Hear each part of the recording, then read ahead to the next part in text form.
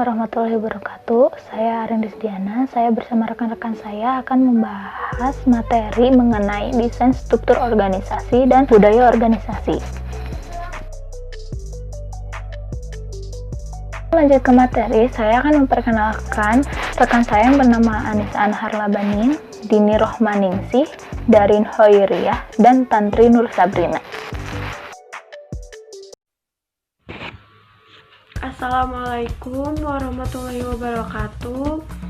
Nama saya Darin Hoiriyah. Sebelumnya saya mengucapkan minal aizin wal faizin untuk semuanya teman-teman dan dosen. Mohon maaf lahir dan batin.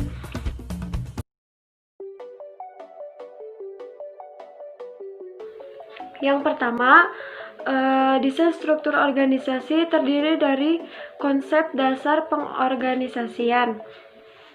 Konsep dasar pengorganisasian dapat didefinisikan sebagai proses kegiatan penyusunan struktur organisasi sesuai dengan pertama tujuan, kedua sumber-sumber, dan ketiga lingkungannya. Di dalam konsep dasar pengorganisasian juga terdapat fungsi pengorganisasian. Fungsi pengorganisasian yaitu manajer mengalokasikan keseluruhan sumber daya organisasi sesuai dengan rencana yang telah dibuat berdasarkan suatu kerangka kerja organisasi. Jadi, kesimpulan menurut saya, konsep dasar pengorganisasian yaitu konsep dasar pengorganisasian itu adalah sebuah proses penyusunan struktur organisasi mulai dari tujuan, sumbernya, serta lingkungan yang telah direncanakan berdasarkan kerja organisasi. Yang selanjutnya ada definisi struktur dan desain organisasi. Yang pertama, saya akan menjelaskan struktur organisasi. Struktur organisasi adalah suatu susunan dan hubungan antara tiap bagian secara posisi yang ada pada perusahaan atau dalam perusahaan yang menjalin kegiatan operasional untuk mencapai tujuan atau bagaimana pekerjaan dibagi, dikelompokkan, dan dikoordinasikan secara formal. Selanjutnya ada desain organisasi. Kami di sini mengambil pengertian desain organisasi menurut para ahli. Yang pertama, menurut Ivan Revich 2008 mendefinisikannya sebagai proses penentu keputusan untuk memilih alternatif kerangka kerja, jabatan, proyek pekerjaan, dan departemen. Selanjutnya, menurut ahli yang kedua, George dan Jonas pada tahun 1996 mengemukakan desain organisasi yaitu sistem formal, tugas, dan laporan keterhubungan yang meliputi kontrol, koordinasi, dan pemotivasian para pegawai. Di sini saya juga akan menyimpulkan kesimpulan dari tiga ahli di atas tentang desain organisasi, yaitu menurut saya desain organisasi itu adalah suatu proses penentu keputusan yang meliputi kontrol, koordinasi, serta pemotivasian pegawai guna untuk mencapai tujuan bersama yang sudah ditetapkan. Di sini juga terdapat elemen struktur organisasi. Elemen struktur organisasi yang pertama yaitu spesialisasi pekerjaan. Spesialisasi pekerjaan ini dapat dilihat sejauh mana tugas-tugas dalam organisasi dibagi-bagi ke dalam pekerjaannya. Yang selanjutnya ada departementalisasi. Pengertiannya itu untuk mengelompokkan pekerjaan secara bersama. Contohnya mengelompokkan berupa proses, terus ada mengelompokkan berupa produk, terus geografi, dan pelanggan. Yang ketiga itu ada rentang kendali. Rentang kendali itu jumlah bawahan yang dapat diarahkan seorang manajer secara efektif dan efisien. Untuk yang keempat yaitu sentralisasi dan desentralisasi. Yang pertama itu sentralisasi. Sentralisasi itu lebih mengacu pada sejauh mana tingkat pengambilan keputusan terkonsentrasi pada satu titik, sedangkan desentralisasi lawan dari sentralisasi, kebalikan dari sentralisasi. Untuk yang kelima ada rantai komando. Rantai komando ini yaitu garis wewenang yang tanpa putus dan menjelaskan siapa bertanggung jawab kepada siapa. Terus ada yang terakhir itu formalisasi. Formalisasi itu sejauh mana pekerjaan-pekerjaan di dalam organisasi sudah dilakukan. Selanjutnya adalah keputusan manajerial dan 3 dimensi struktur organisasi. Keputusan manajerial, proses identifikasi masalah dan kesempatan, kemudian memecahkannya sebagai bentuk pembentuk struktur organisasi yang meliputi yaitu ada pembagian kerja, yaitu di sini para manajer itu membagi tugasnya masing-masing kepada pekerjaannya kepada seluruh karyawan. Yang kedua ada pendelegasian kewenangan, yaitu mengacu secara khusus pada kewenangan pengambilan keputusan dan melakukan pekerjaan. Ini tuh ditekankan pada pengambilan keputusannya, jadi bukan ke yang satunya lagi. Yang ketiga ada pembagian departemen, yaitu departemennya dibagi-bagi secara khusus sebagai satu pekerjaan.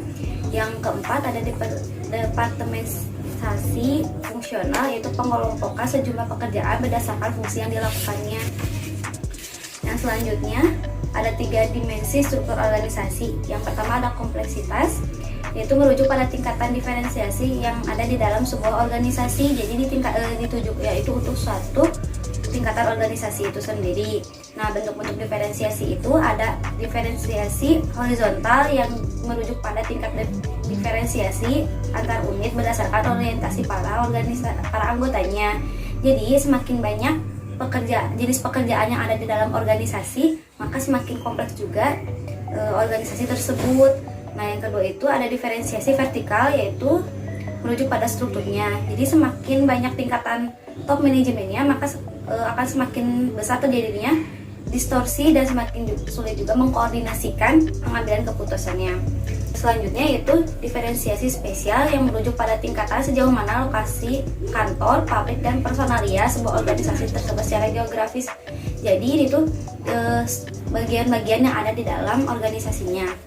Yang kedua yaitu ada formalisasi, yaitu sejauh mana menyandarkan dirinya pada peraturan dan prosedur untuk mengatur para perilaku dan pegawainya. Jadi kalau misalnya di formalisasi itu gimana cara mengaturnya si para pegawainya oleh si atasannya itu oleh si manajernya. Yang ketiga ada sentralisasi dan versus diferensiasi.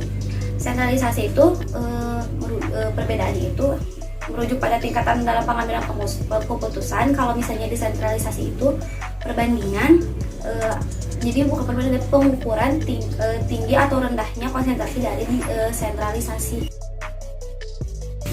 Selanjutnya ada macam-macam desain organisasi. Yang pertama ada desain organisasi tradisional, yang di dalamnya ada struktur yang simpel, yaitu pembagian departemen secara sederhana dan tetap. Yang kedua ada struktur yang fungsional, yaitu pembagian departemen berdasarkan fungsinya. Nah, yang ketiga itu ada struktur yang divisional, terdiri dari beberapa departemen yang terbatas otonominya di bawah koordinasi dan kontrol pada bagian atau perusahaan. Yang kedua ada desain organisasi kontemporer, yaitu ada pertama itu ada grup strukturnya yang terdiri dari beberapa grup kerja dengan memberi wewenang kepada karyawan dari manajemen dari diri sendirinya, jadi dikasih wewenangnya dari diri sendiri, dari manajer itu sendiri. Yang kedua ada matriks dan struktur proyek yang ditugaskan menjalankan proyek yang dipimpin oleh proyek manajer. Nah, yang ketiga itu ada organisasi tanpa batas-batas yang jelas. Desain organisasi fleksibel dan tidak struktur yang cenderung untuk tidak terdapat penghalang antara organisasi dengan para pelanggan atau suppliernya. Yang keempat ada menghapus penghalang atau horizontal. Yang kelima menghapuskan batas-batas eksternal mendekatkan stakeholder. Selanjutnya ada bentuk-bentuk bagian organisasi. Yang pertama ada bentuk vertikal, yaitu dalam pelimpahan kekuasaan dari atas ke bawah hanya bagian vertikal yang berwujud tegak sepenuhnya. Jadi tegak seperti ini, agak menyerupai seperti bentuk piramid. Nah, yang kedua ada bentuk horizontal, yaitu bagian organisasi saluran ruangannya dari pucuk pimpinan dengan satuan organisasi atau pejabat yang terendah disusun dari kiri ke kanan atau sebaliknya. Jadi disusun itu dari kiri ke kanan atau kanan ke kiri. Selanjutnya ada bentuk lingkaran, yaitu bentuk lingkaran ini bagian organisasi yang salurannya dari pucuk pimpinan dengan suatu organisasi atau pejabat terendah disusun dari pusat lalu meningkat ke arah bidang lingkarannya. Nah, yang keempat ada bentuk piramid, adalah bentuk yang paling mudah dimengerti. Bagian piramid dapat disusun dari atas ke bawah. Jadi bagian piramid itu yang biasa kita jumpai dari struktur-struktur yang lainnya. Di sini saya akan menjelaskan mengapa diperlukan implikasi manajerial, desain, dan struktur organisasi. Sebagai contoh, karyawan dalam suatu perusahaan yang terhubung dengan satu kesatuan struktur dengan tujuannya agar pembagian tugasnya lebih jelas dan pekerjaan tersebut bisa diselesaikan dengan lebih baik. Lalu, untuk mengumpulkan orang-orang dalam suatu unit divisi atau departemen, maka diadakan kegiatan departementalisasi. Nah, lalu ada juga posisi di sini, maka setiap orang akan menempati posisi yang ia kuasai dalam suatu organisasi dan akan menghasilkan kontribusi yang besar terhadap organisasi tersebut. Selanjutnya ada 4 faktor penyebab perbedaan struktur organisasi. Yang pertama, strategi. Struktur organisasi adalah salah satu sarana yang digunakan manajemen untuk mencapai sasarannya. Jadi, karena sasaran itu diturunkan dari strategi, maka strategi dan struktur saling berkaitan. Yang kedua, ukuran. Ukuran yang dimaksud di sini adalah besarnya suatu organisasi yang dilihat dari jumlah orang dalam organisasi tersebut. Lalu yang ketiga ada teknologi organisasi. Teknologi organisasi adalah dasar dari subsistem produksi, termasuk teknik dan cara yang digunakan untuk mengubah input organisasi menjadi output. Yang keempat, lingkungan. Lingkungan mencakup seluruh elemen di luar lingkup organisasi, seperti industri, pemerintah, pemasok, pelanggan, komunitas finansial, dan lain sebagainya. Selanjutnya ada 4 pilar pengorganisasian. Yang pertama, pembagian kerja atau division of work. Pembagian kerja adalah upaya untuk menyederhanakan dari keseluruhan kegiatan pekerjaan yang telah disusun dari proses perencanaan menjadi lebih sederhana dan spesifik. Contohnya, pembagian kerja dalam bisnis restoran, pembagiannya itu berupa pembagian kerja untuk bagian dapur, bagian pelayanan, bagian kasir, dan lain-lain. Yang kedua, departementalisasi. Departementalisasi adalah proses pengelompokan dan penamaan bagian atau kelompok pekerjaan berdasarkan kriteria tertentu. Contoh, dalam bisnis restoran, bagian pelayanan akan melakukan pencatatan menu yang dipesan oleh pelanggan, lalu memberitahukan pesanan menu tersebut kepada bagian dapur, hingga pengiriman makanan kepada pelanggan tersebut. Nah, itu dapat dikelompokkan menjadi satu departemen. Di dalam departementalisasi ada pendekatannya, yaitu pendekatan fungsional, pendekatan divisional, dan pendekatan matriks. Seperti yang Anda lihat dalam bagian tersebut, Departementalisasi fungsional itu mengelompokkan fungsi-fungsi yang sama atau kegiatan-kegiatan yang sejenis untuk membentuk suatu satuan organisasi. Nah, organisasi fungsional ini merupakan bentuk yang paling umum dan bentuk dasar departementalisasi. Untuk pendekatan divisional, organisasi divisional dapat mengikuti pembagian divisi-divisi atas dasar produk, pelanggan, dan geografis. Struktur organisasi divisional atas dasar produk adalah pola yang diikuti bila jenis-jenis produk mempunyai teknologi pemrosesan dan metode-metode pemasaran yang sangat berbeda satu dengan yang lain dalam organisasi. Untuk struktur organisasi divisional berdasarkan pelanggan, bagian tersebut menunjukkan pengelompokan pekerjaan berdasarkan jenis pelanggan dan kebutuhannya. Struktur organisasi divisional berdasarkan geografis adalah pengelompokan kegiatan-kegiatan menurut tempat di mana lokasi operasi penjualan atau di mana satuan-satuan organisasi tersebut menjalankan usahanya. Untuk pendekatan matriks, bentuk organisasi matriks ini merupakan gabungan dari departementalisasi fungsional dan divisional. Jadi, karyawan dapat memiliki dua posisi, baik secara fungsi maupun proyek. Secara otomatis akan memiliki dua atasan. Pilar pengorganisasian yang ketiga adalah hierarki. Hierarki adalah proses penentuan relasi antara bagian dalam organisasi baik secara vertikal maupun horizontal.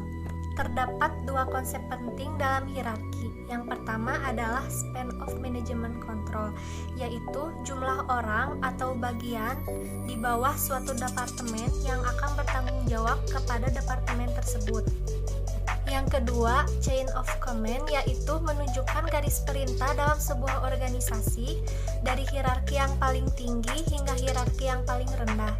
Jadi menjelaskan bagaimana batasan kewenangan tersebut dibuat. Pilar pengorganisasian yang keempat adalah koordinasi. Koordinasi adalah proses dalam mengintegrasikan seluruh aktivitas dari berbagai departemen atau bagian dalam organisasi agar tujuan organisasi dapat tercapai secara efektif. Komunikasi adalah kunci koordinasi yang efektif. Koordinasi secara langsung tergantung pada perolehan, penyebaran, dan pemrosesan informasi.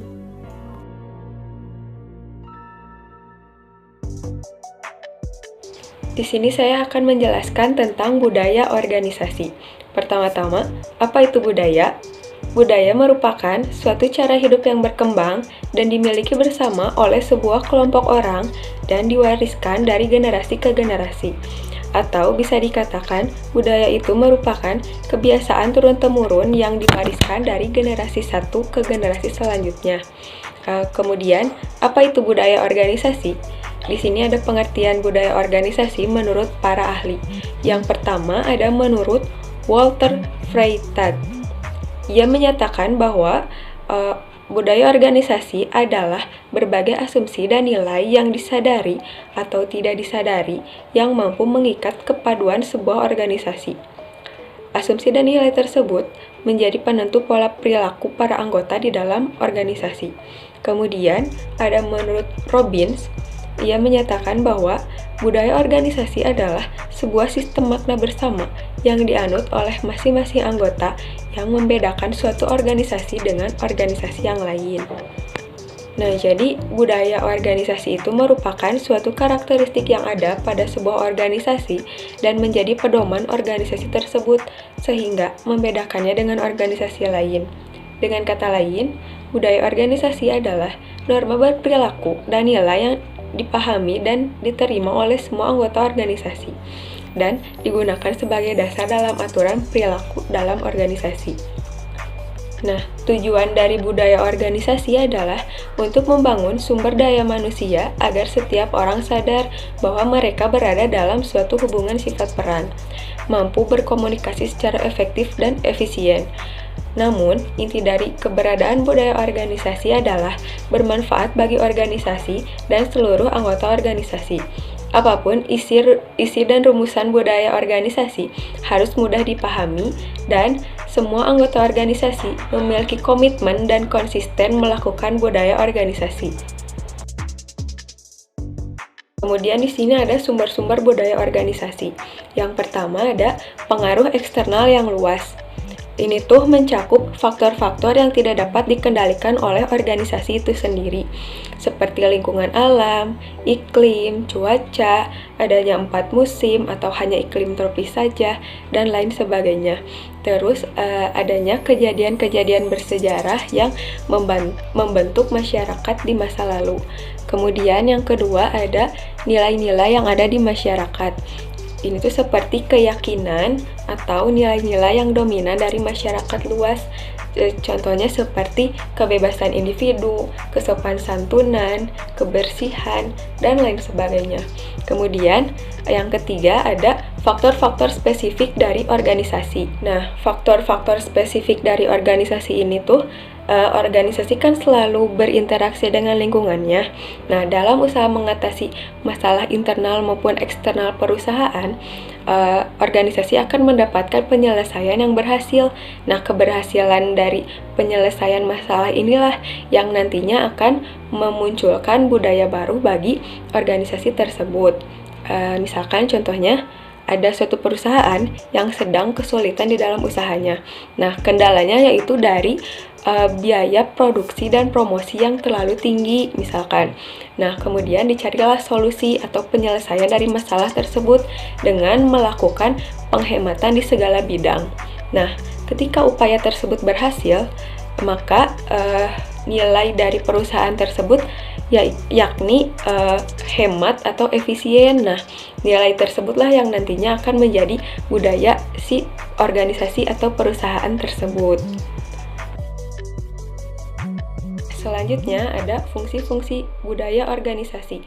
Menurut Robbins, yang pertama ada budaya menciptakan pembeda yang jelas antara satu organisasi dengan organisasi lain. Nah, di sini kan setiap organisasi itu pasti mempunyai budaya yang berbeda-beda ya. Maka dari itu, hal tersebut bisa menjadikan pembeda antara satu organisasi dengan organisasi yang lain. Kemudian yang kedua ada budaya membawa suatu rasa identitas bagi anggota-anggota organisasi. Nah, hal ini dikarenakan kepribadian anggota organisasi tersebut akan tercermin dari budaya organisasinya. Contohnya, budaya Unibi misalkan integritas. Nah, semua orang yang terlibat di Unibi akan dikenal mempunyai integritas yang tinggi, baik itu tenaga pendidik, mahasiswa, staf maupun karyawannya.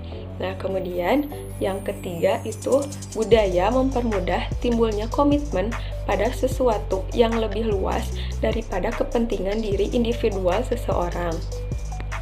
Nah, timbulnya komitmen di sini merupakan perasaan kepercayaan pada nilai-nilai yang terdapat pada sebuah organisasi. Tingginya komitmen karyawan akan mendorong produktivitas dan rasa tanggung jawab dalam memajukan perusahaan.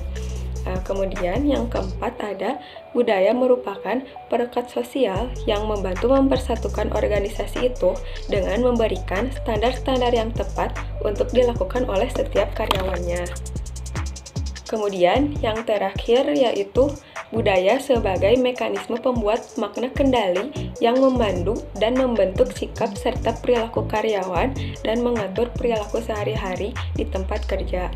Nah, jadi intinya budaya organisasi itu sesuatu nilai yang menjadi pegangan bagi karyawan yang terlibat di dalam organisasi mereka, yang dapat dijadikan sebagai faktor pembeda terhadap organisasi lain, menjadi acuan untuk mengendalikan perilaku organisasi dan perilaku karyawan di dalam berinteraksi antar karyawan maupun antar organisasi yang lain.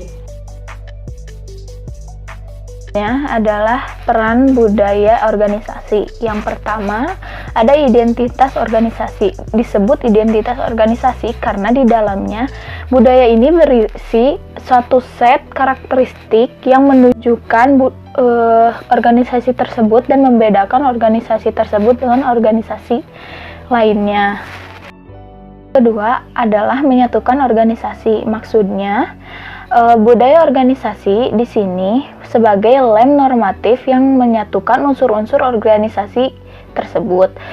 Contohnya apabila ada anggota baru yang akan masuk pada organisasi tersebut, secara otomatis anggota tersebut wajib menerima dan menerapkan budaya yang ada pada organisasi tersebut. Ketiga, ada reduksi konflik. Reduksi konflik ini berperan untuk memperkecil perbedaan dan mengurangi terjadinya konflik antar anggota, karena seperti yang kita tahu ya, di dalam organisasi itu anggotanya berasal dari latar belakang yang berbeda dan mempunyai pola pikir yang berbeda-beda juga. Ada motivasi. Motivasi di sini merupakan energi bagi anggota-anggotanya untuk bertindak. Budaya organisasi memotivasi para anggotanya untuk mencapai tujuan organisasi. 5. Ada kinerja organisasi.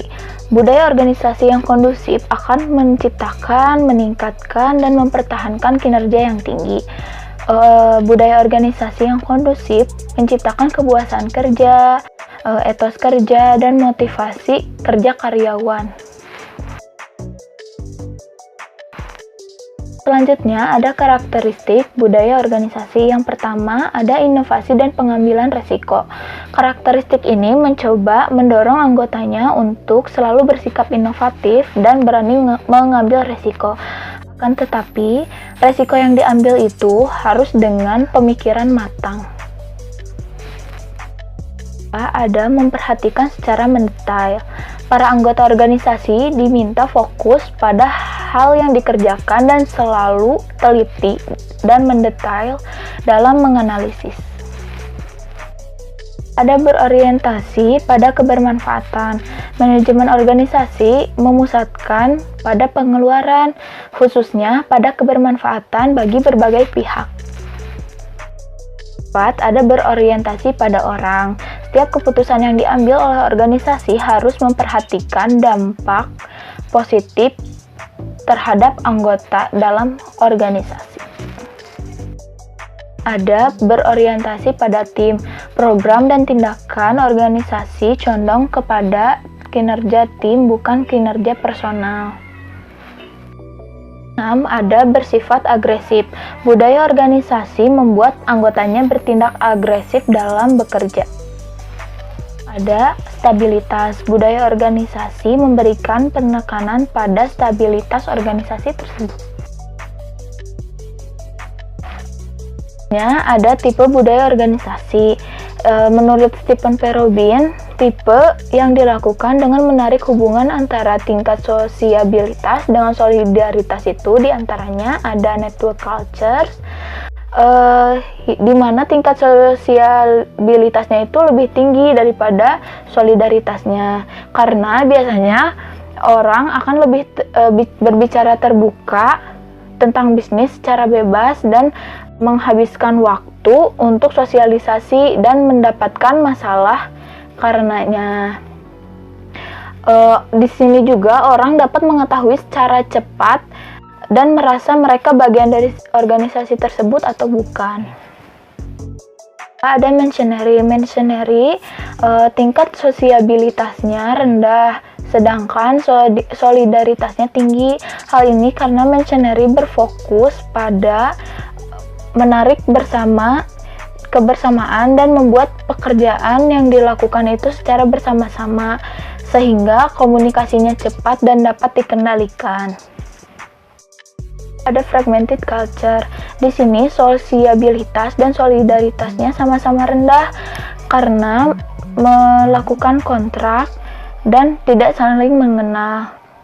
Anggota biasanya menampakkan identifikasi dengan organisasi mana mereka bekerja. Ada communal culture. Di sini sosiabilitas dan solidaritasnya sama-sama tinggi, di mana para anggotanya saling bersahabat satu sama lain dan bergaul dengan sangat baik itu secara personal maupun profesional. ada contoh budaya organisasi. Yang sering ditemukan di Indonesia itu ada dari Pertamina W. Biasanya kalau kita mau ngisi bensin itu identik dengan kata-kata dimulai dari nol ya Kak. Terus kalau melihat bentuk fisiknya biasanya identik dengan warna merah. Kedua adalah Bank Mandiri. Mereka itu menetapkan prinsip customer focus. Biasanya kalau misalkan kalian main ke Bank Mandiri atau akan melakukan transaksi di sana, kalian pertama-tama akan disambut oleh satpamnya. Ada yang bisa saya bantu Kak? Terus mau melakukan transaksi apa? Mau ke customer service atau mau ke teller kayak gitu.